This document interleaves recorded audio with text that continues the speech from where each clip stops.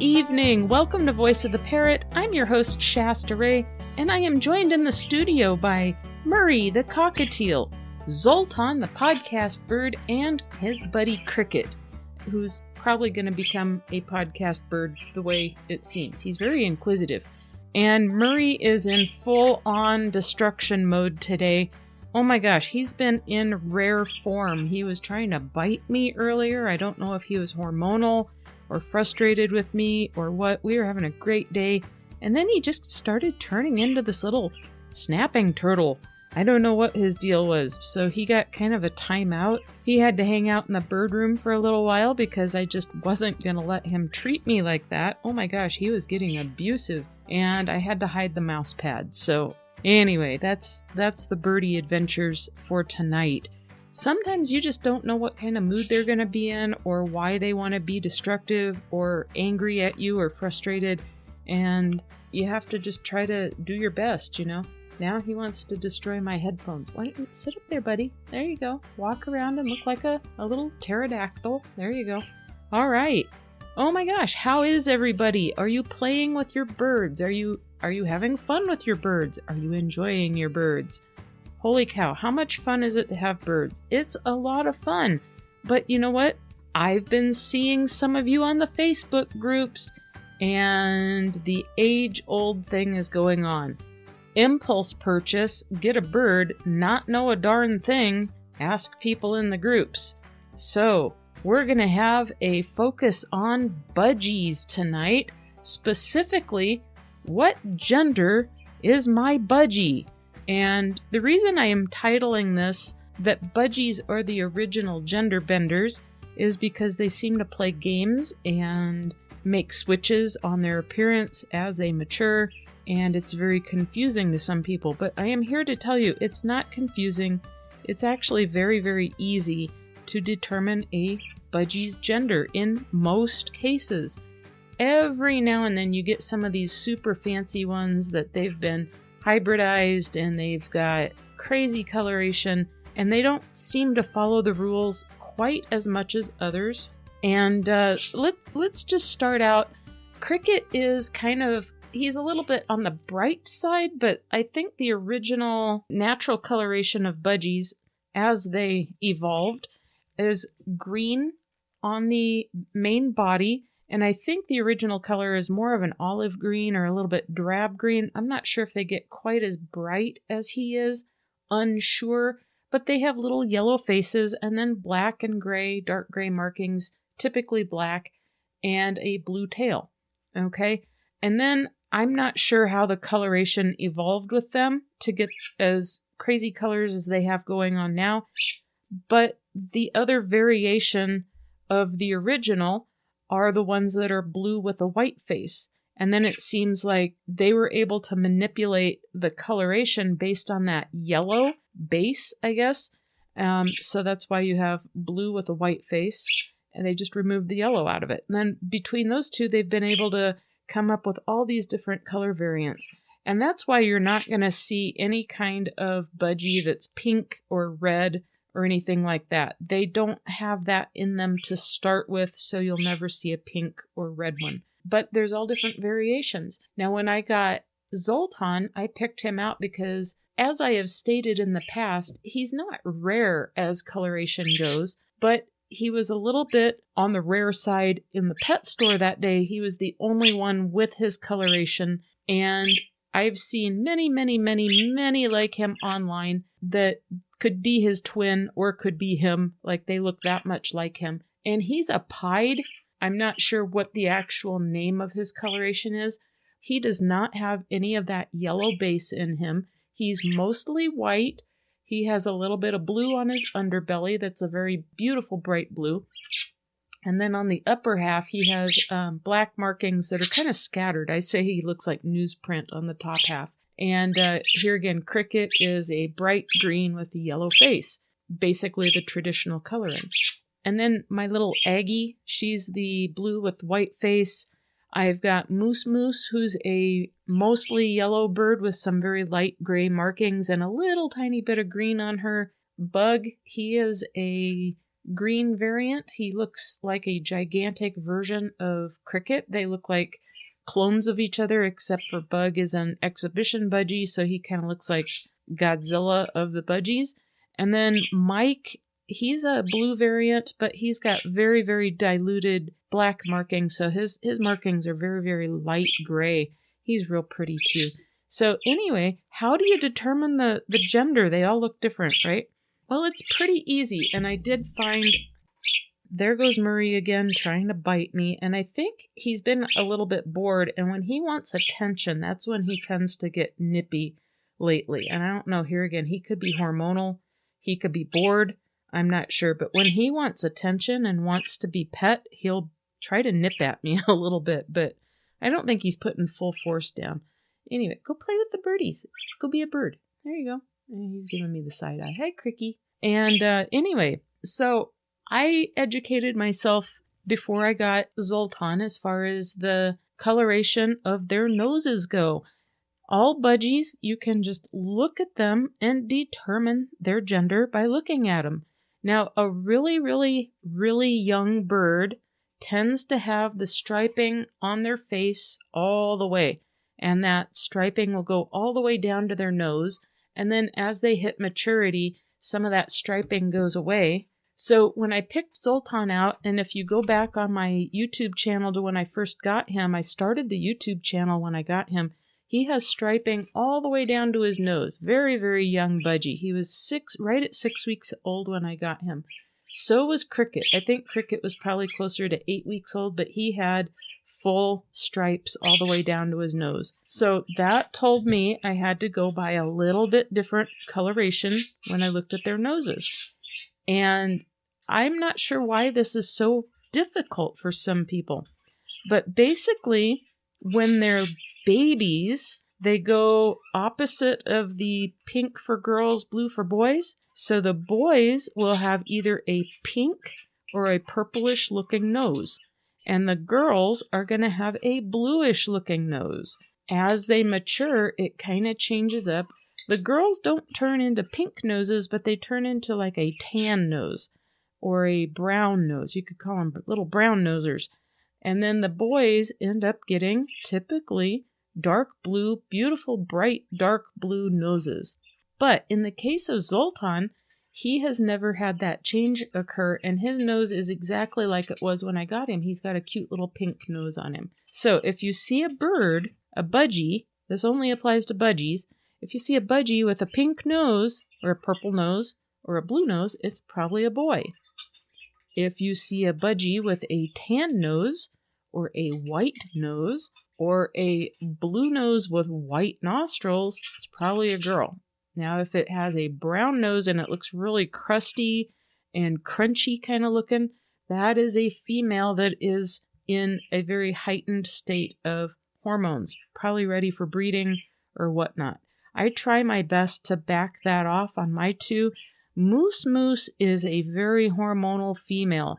It is very hard to keep her nose from getting that dark brown, crunchy kind of look to it. Every now and then, Aggie will get hers advanced that far, but I try to give them 12 hours being covered in the dark every night, and I try to change up their perches and their toys and stuff, and that kind of throws their bodies off a little bit, and it kind of backs off. But let's look at this website I found. It is called alittlebudgietoldme.com, and then I'm going to put a link to it down in the show notes to this particular article. Looks like it's a blog for budgies. I have not explored it. I just found this on determining your bird's gender. Is it a male or female? And they've got some really, really good illustrations here. So the one thing with the females is they're almost always going to have white right around the nostril holes. And they'll just look like they have kind of a white around them. The males will never really have that. And as they mature, and when they hit about 6 months old, their noses will start hitting their adult coloration. So if you do get an older one, you can almost always look at them and determine that. Now, sometimes the females, if they're just not super hormonal and they don't hit that brown state or that tan state, it could have a little bit of a bluish look to it. but it'll always have that white look to it around the nostrils, just around the nostrils. Sometimes the rest of the nose will have a little bit of white here and there on it, but the females have white, and the males just get this really dark, brilliant blue color to them. There is a picture of a bird a lot like Zoltan on here that's got a nose that is blue with a little pink patch on it. So sometimes some of these specialty pied colorations are going to still have pink on them a little bit. Sometimes it'll be kind of a two-tone, or it might be that way when they're still going through some changes hormonally and maturing. Sometimes they stay like that depending on the color morph. And we got Cricket on my head now. He's so cute. I was cracking myself up. Moose really bent the rules, but when I look at photos of her and old video of her, it was very, very apparent what she was. So anyway, this is a really good article. It's very, very easy to follow. It's very, very easy to understand. But it's good to know what you have, especially if you're... Oh, there goes Zoltan. He's on my head now. So I got 3 birds on me right now. We'll see what happens. It's good to know. If you're wanting a bird that talks and you're going to work with it and try to get it to talk, please understand, just getting a male bird is not going to guarantee that it'll talk to you. But they're going to have a very high chance of talking if you know how to approach that. And I'll probably do a different episode on getting your bird to talk at some point in time. But it's good to know because the male budgies are excellent, excellent talkers if you know how to go about that. And if you can get them started on talking and they're interested in it and they're bonded to you enough, they can be amazing, amazing talkers. And budgies in particular are some of the best talking birds out there. Oh my gosh, they're so cute. Now, Zoltan used to talk, and then after I got Mike, he decided to just be a flock bird. I wasn't as important to him anymore, and he just kind of stopped talking. But for some odd reason, Aggie broke the rules, and she's a female bird that does say pretty bird. It's very garbled. It's kind of hard to understand, but you can tell that she does it. She says pretty bird, but it's real garbled. It's not even that clear. So sometimes you can get a female bird to talk a little bit. There's no physical differences in the males and females when it comes to talking ability. It's more of a behavior thing that has to do with their gender. So the females don't have a need to talk, but they have the ability to. And if you work with them hard enough and long enough and you have enough patience, you might be able to get them to say a few things. It's not impossible, and it's not unheard of. So when it comes to talking, all bets can be off. It's just that the males are going to be the ones that really, really, really excel at it. And a lot of that is up to their owner as to how much time and repetitions you care to put into that. So the day that I went and got Zoltan, I was looking at all these birds in these cages, and they had all these new little babies that they just put out on the showroom floor that previous day or that previous night or whatever. And I saw him, and I had to stare at him for a minute till he got his head turned around towards me, and I could really see his face. And I knew that was my little boy. I knew that was my little male budgie that I wanted because he had the cutest little pink nose, and he still has his little cute pink nose. And every now and then he'll get a little hormonal and it'll just get a darker pinkish purplish kind of look to it. But due to his coloration, he has never gotten a blue nose. When I got Cricket, he had a little pink nose. I knew he was a boy. And when he started hitting maturity, his nose turned blue, and he's got a beautiful blue nose going on right now. And I've been working on keeping them covered 12 hours a day, and then they get light 12 hours a day. So his isn't as dark as it could get. It's a little bit lighter than I've seen it at times. So his hormones aren't quite as flared up right now. But I have seen his nose get pretty darn dark blue. Same with Mike. And then Moose, like I said, she is a hormonal girl. Oh my gosh, she is territorial. She's full of sass. Holy cow. She is the territorial one when it comes to her cage at nighttime. but I've got one video of her when she was still pretty young, and I still thought she was a male, and she was nipping at me and chattering and biting and stuff, and that was probably my first indication that I had a female, is just because she just had this radical behavior, and she was very weird at nighttime. She was just cranky and nippy and chattery and bossy. Oh my gosh, bossy. And I didn't know that. I did not know that, because Aggie didn't act like that. And Moose Moose is an English budgie, so I guess that could alter the behavior just slightly. But like I said, I went back and looked at some of her old pictures and her old video footage, and it's very, very apparent in there that she is a female because she's got that white, and the camera picked up on it. So another little trick you can do is get a really good, phone camera, and I'm not sure if I had the flash on it or the light on it, but make sure the light is on it. And what I couldn't see with the naked eye, I can see on the video and in photos. Now, she even tricked her breeder, because I had put in an order for a male English budgie. And I am telling you, for all intents and purposes, she had a pink nose. She looked male. You couldn't see the white on her. And English budgies tend to have a little bit different of their noses are actually called a cere, C-E-R-E, cere. And her little nose looked male, but the camera could pick it up. So that's another little trick you can do too. If you've got one that you're just not sure of, it could go either way. You think you might be seeing some of that white on there, but you're not sure. But for whatever reason, the camera can see what are you doing, Zoltan? He's over on the bench now. Come here, Zolzol.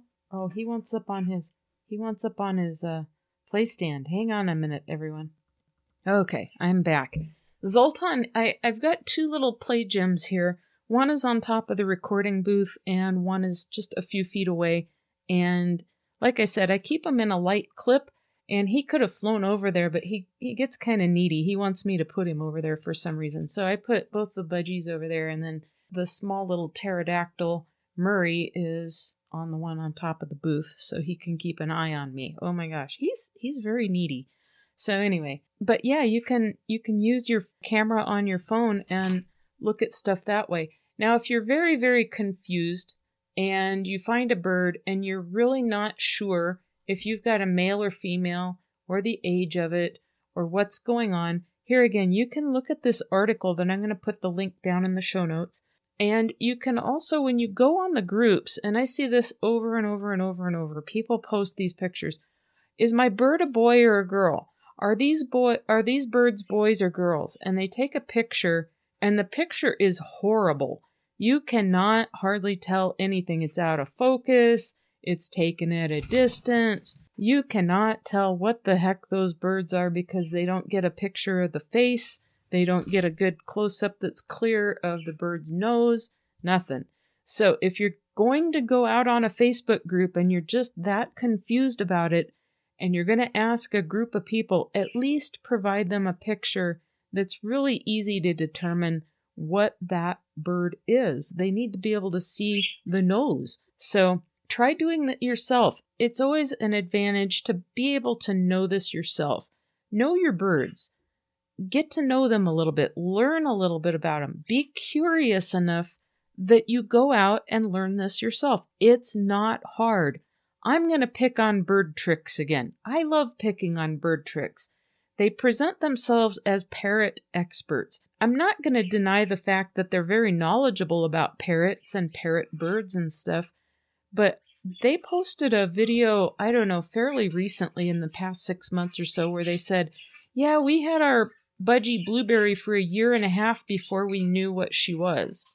I don't know how you could go that long and not know what your budgie is, especially if you're in a position to be out in the public eye, as popular as they are. Plus, they preach all the time. Over and over, I've heard on their channel, you should always get your bird a checkup once a year by your avian vet. So if they were actually doing this, they could have asked their vet. They could have gone online and looked this up. Their budgie is the white face blue variant, very common coloration, not hard to determine, and that bird would have been showing its adult nose colors within the first 6 months they had it. It was also, when they got it, you can see in videos that it was a female bird. If you're looking close enough, you can see it. So I've never been able to figure that out, why they never asked their vet. Were they not taking it in for a wellness exam? What was the deal with that? But they didn't know. Here again, they're in the public eye. They're influencers. They present themselves as experts. Why don't they know the bare basics about the most common kept bird there is? Oh my gosh, not cool. But I question them for some of these weird little things that you catch if you watch their videos. But be responsible with your birds and be curious enough to know what you have. It's beneficial to know these things so you kind of can anticipate behaviors. You can anticipate moods. You'll know what triggers them. You know what won't. And you'll know how to keep your bird happier that way. Indian ringnecks, for example, they kind of look similar to each other until they're, I don't know, a year and a half, 2 years old. I'm not sure how old the males are before they get the rings. The females don't develop the rings around their neck visually, and the males do. And here again, they're a bird. The females tend to get very, very, very territorial over their cages. So it's a good thing to know some of these things. There's a lot of you out there that seem to think it's a really great idea to keep different species together in the same cage, and then you don't know why one is getting beat up by the other one. This would explain it to you. If you know that you have a female bird of a certain species, it's going to be territorial. It's going to bully the other bird. It's going to get in fights with it. One could get hurt. It's good to know these things. You can prevent injuries from happening before they start. That's just one example. With the budgies, it's good to know. I tried early on when Moose was still very young to keep her in the same cage with Aggie, and they had a pretty decent sized cage.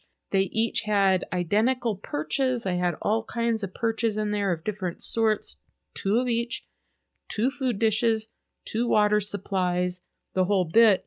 And Moose, even being younger, was bullying Aggie to a horrible degree. I had to break down and get another cage. It was just getting worse and worse. And they didn't hurt each other or anything.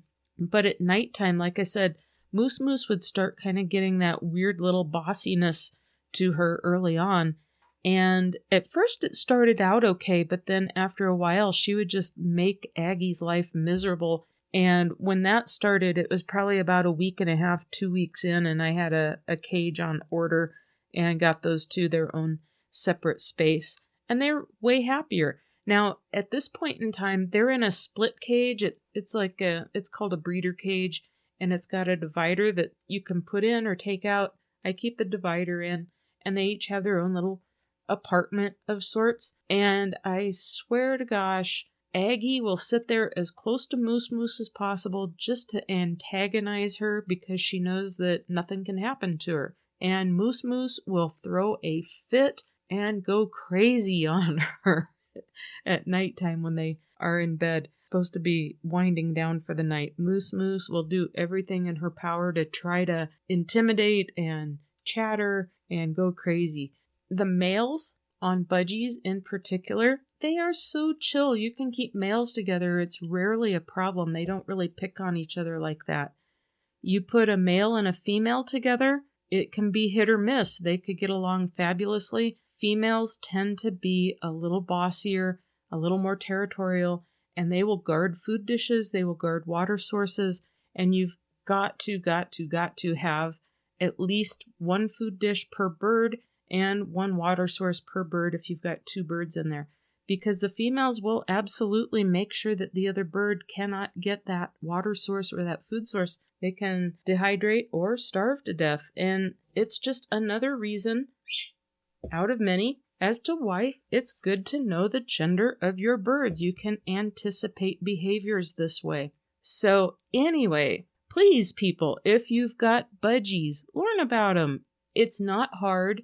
It's good for you. It's good for the bird. It's interesting, and it can cue you in as to why they may or may not be acting certain ways. And it will help you be a better bird owner, ultimately. And it looks like my two have finally settled down and found a place to hang out, and they're just chilling together.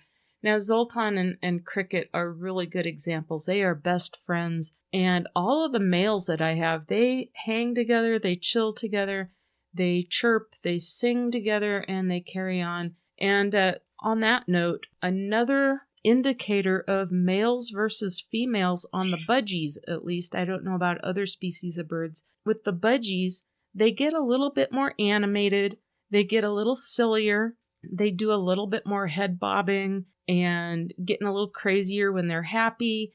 They hop around, they chase each other quite a bit, they play games with each other, and they just sing and warble and chatter and chirp all day long. The females will sing and chirp also, but they tend not to be nearly as vocal.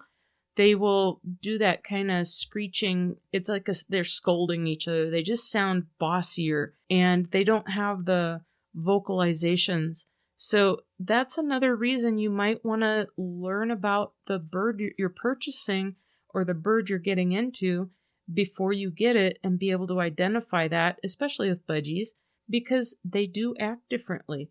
Other birds can be very similar, where like the Indian ringnecks, the males tend to be a little more animated in their antics. They do a little bit more, and as I understand it, the female Indian ringnecks tend to be a little bit more on the independent side and keep to themselves more. They don't vocalize nearly the same. So learn about the birds that you're keeping. Don't just take this episode and run with it that way. Please do your research. Ask people, talk to your bird breeders, talk to the experts out there, talk to your avian vet, ask questions, figure out what's going to be best in your life for a bird, if that seems to apply. It could make a difference on your interactions with your bird, and it could make a difference on how you feel about your bird. Oh no, I wanted one that does this, I wanted one that acts this way, I got the other one, and it's driving me crazy. Maybe you want one of those female birds that's a little quieter and keeps to itself a little bit more. Maybe you don't. Maybe you want one that is more prone to talking and mimicking. Here again, don't buy a bird, a specific gender, planning on it talking, because not all birds will talk. But a lot of people focus on that, and it is a possibility. So there's all different kinds of reasons you might want to engage in this knowledge, but I do think it is part of the responsibility of the bird owner to know as much as you can about your bird and be curious about it. If you're going to keep something, learn about it. There's nothing to lose and everything to gain by this, and it's fascinating. It's fun to know about the animals that you keep, and they'll be happier for it as well.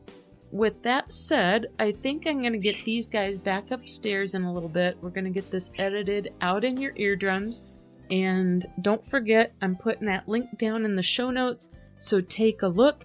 It's a really great blog post. The website is called www.alittlebudgietoldme.com. All one word. And I haven't explored it yet, but it looks like it's all dedicated to budgies. So the website is alittlebudgietoldme.com. And if you go on there, the blog post is from Wednesday, March 2nd, 2016. So it's been out there for a while now. It's an older one. But it is excellent. It is excellent. It's got some really good information on it, good verbiage, good write-up, and the photos are stellar. So you can't go wrong with this particular blog post. And feel free to share this link with people too. It will help people. So anyway, people, explore this, learn about it, and then once you learn it, you'll be able to help others learn too. Make sure you pay it forward a little bit and help others with their birds, because these birds tend to be impulse purchases as it is. They're very inexpensive. People just grab them, and when you buy them from a pet store, oh my gosh, you really have to do your homework in other areas. Don't just grab the first food that they put out there and tell you, oh, well, you have to grab this food and feed them this and feed them these pellets and feed them this. Go back and listen to my episode on pellets and you'll understand why. There's good pellets and there's bad pellets. So I think that's all we're going to do this week, folks. Here again, we'll be back next week and we'll just kind of continue the fun. And until then, enjoy your birds. Go play with your birds. Go learn about your birds. Do some Google searches. Think of some questions that you don't know about them and just do a little bit of research. Oh my gosh, here again, you got nothing to lose and everything to gain. And until next time, bye-bye!